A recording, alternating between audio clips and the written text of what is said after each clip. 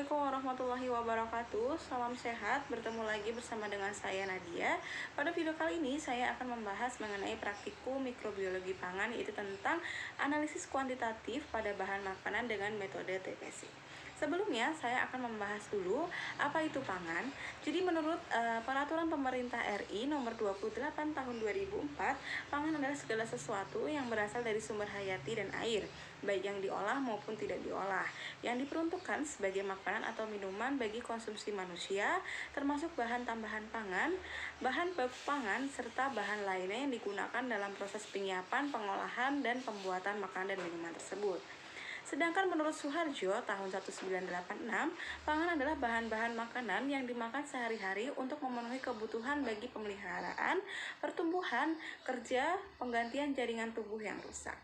Menurut Sunita A, di dalam bukunya yaitu Prinsip Dasar Ilmu Gizi tahun 2001, pangan adalah semua bahan yang dapat dijadikan makanan.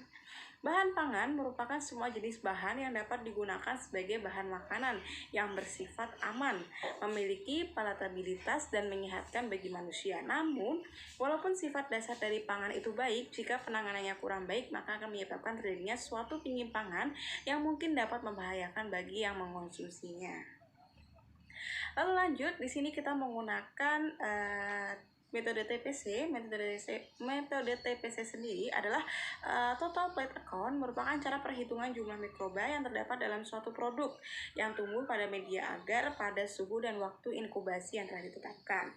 Prinsip dari TPC adalah menunjukkan jumlah mikroba yang terdapat dalam suatu produk dengan cara menghitung koloni bakteri yang ditumbuhkan pada media agar. Itu di dalam buku BSN tahun 2008. Selain itu, prinsip TPC adalah menumbuhkan mikroba pada media agar sehingga mikroba dapat berkembang biak membentuk koloni yang dapat dilihat secara langsung dengan mata telanjang tanpa menggunakan mikroskop.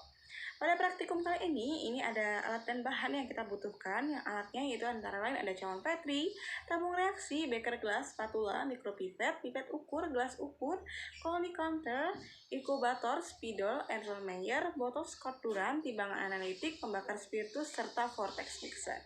Sedangkan bahannya sendiri hanya ada 4. Yang pertama adalah larutan pengencer, yaitu buffer peptone water atau BPW 0,1%, lalu ada sampel bahan makanan, alkohol 70%, serta media plate account agar atau TCA. Nah, langkahnya yang pertama adalah tahap persiapan. Tahap persiapan adalah pertama semprotkan alkohol 70% ke seluruh permukaan meja kerja, kemudian diamkan sebentar, ambil tisu, lap semua permukaan meja kerja agar terhindar dari mikroorganisme yang tidak diinginkan. Semprotkan alkohol 70% ke tangan dan sela-sela jari tangan. Siapkan alat bahan yang dibutuhkan, kemudian susun alat dan bahannya di atas meja kerja secara rapi. Tahap yang kedua adalah tahap preparasi sampel. Di sini kita akan menyiapkan sampel, kemudian ditimbang sebanyak 25 gram menggunakan timbangan analitik, lalu siapkan beker gelas, kemudian lewatkan mulut beker gelas pada pembakar bunsen. Pindahkan sampel ke dalam beker gelas, siapkan gunting yang sudah steril, potong sampel menggunakan gunting agar lebih halus dengan cara aseptis. Jadi di sini bahan sampel yang kita gunakan adalah bahan sampel padat, sehingga perlu digunting agar lebih kecil dalam pengencerannya nanti. Lalu tahap yang ketiga adalah tahap pengenceran. Di sini siapkan botol Scott Durant yang berisi larutan BPW 0,1%, buka tutup botol, kemudian lewatkan mulut botol ke pembakar bunsen. Lalu masukkan sampel ke dalam botol Scott menggunakan spatula secara hati-hati, homogenkan dengan cara mengocok atau memutar ke atas dan ke bawah. Jadi seperti ini. Lalu tahap yang keempat yaitu homogenkan. Ini adalah pengenceran 10 pangkat min 1. Jadi siapkan mikropipet, kemudian kan pasangkan tip mikropipet, pipet 1 mili hasil pengenceran 10 pangkat min 1 dari sampel tersebut. Lalu ambil satu sebuah tabung reaksi yang berisi larutan pengencer, masukkan 1 mili hasil sampel pengenceran 10 pangkat min 1 tadi ke dalam tabung reaksi tersebut. Lalu homogenkan dengan vortex mixer, lalu hasil tersebut terhitung sebagai pengenceran 10 pangkat min 1. Lakukan hal yang sama untuk pengenceran 10 pangkat min 3, 10 pangkat min 4, dan pengenceran seterusnya.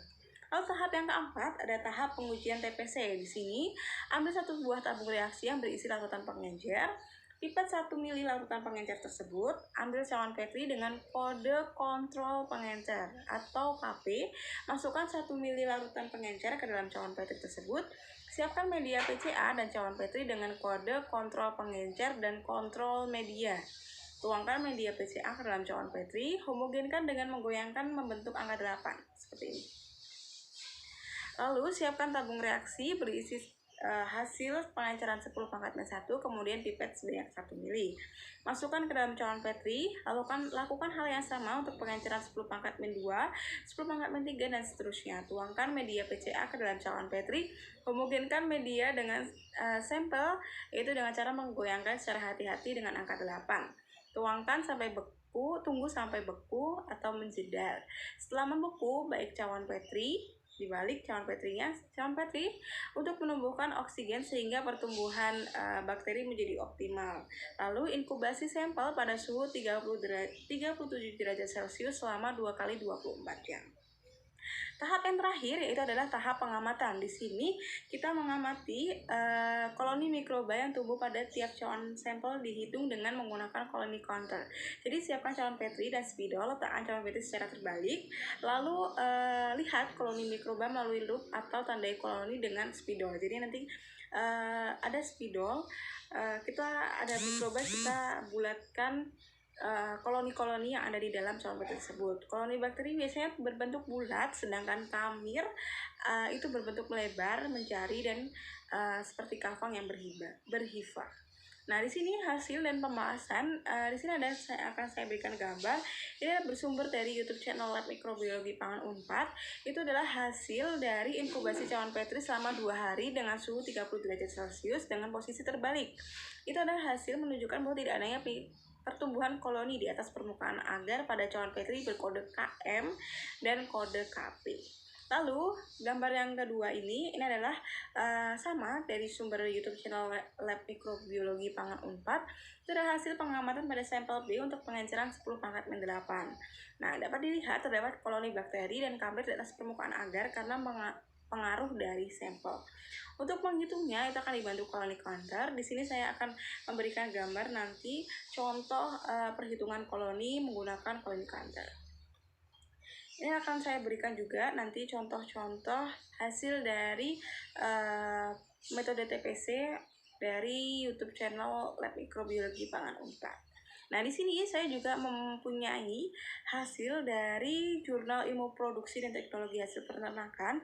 Di sini sebuah bahan makanan yaitu berupa bakso yang disimpan dengan suhu yang berbeda, dan hasilnya menunjukkan bahwa ini dipengaruhi oleh pH, daya mengikat air, aktivitas air, lalu ada juga analisis kualitas mikrobiologis, dan itu terakhir ya.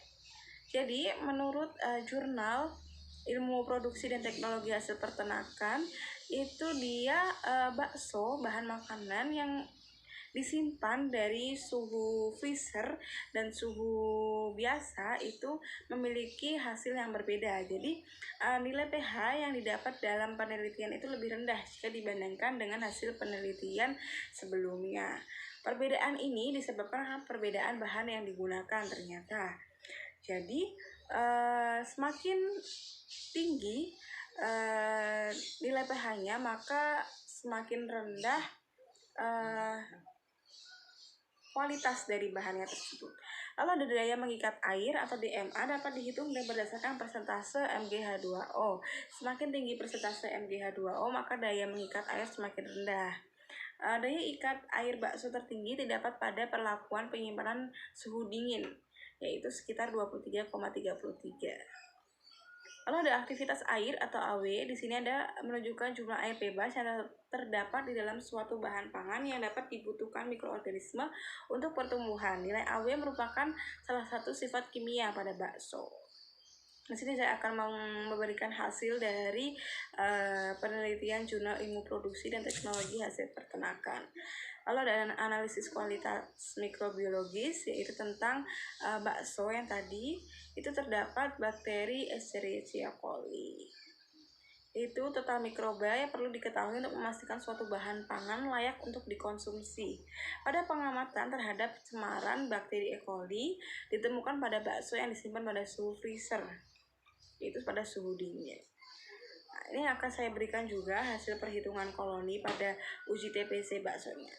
Kesimpulan yang dapat kita ambil yaitu perlakuan perbedaan penyimpanan pada suhu yang berbeda berpengaruhnya terhadap aktivitas air bakso sapi dan tidak berpengaruh terhadap nilai pH-nya. Jadi pH dari penyimpanan di dalam freezer dengan suhu yang biasa itu ternyata tidak ada perbedaan. Namun daya mengikat air dan kandungan mikrobiologisnya yang terdapat bakteri E. coli itu sangat berpengaruh. Daya mengikat air terbaik diperoleh pada perlakuan penyimpanan suhu dingin. Itu yang dapat saya sampaikan mengenai analisis kuantitatif pada metode TPC untuk bahan makanan. Semoga bermanfaat video kali ini. Terima kasih. Wassalamualaikum warahmatullahi wabarakatuh. Salam sehat.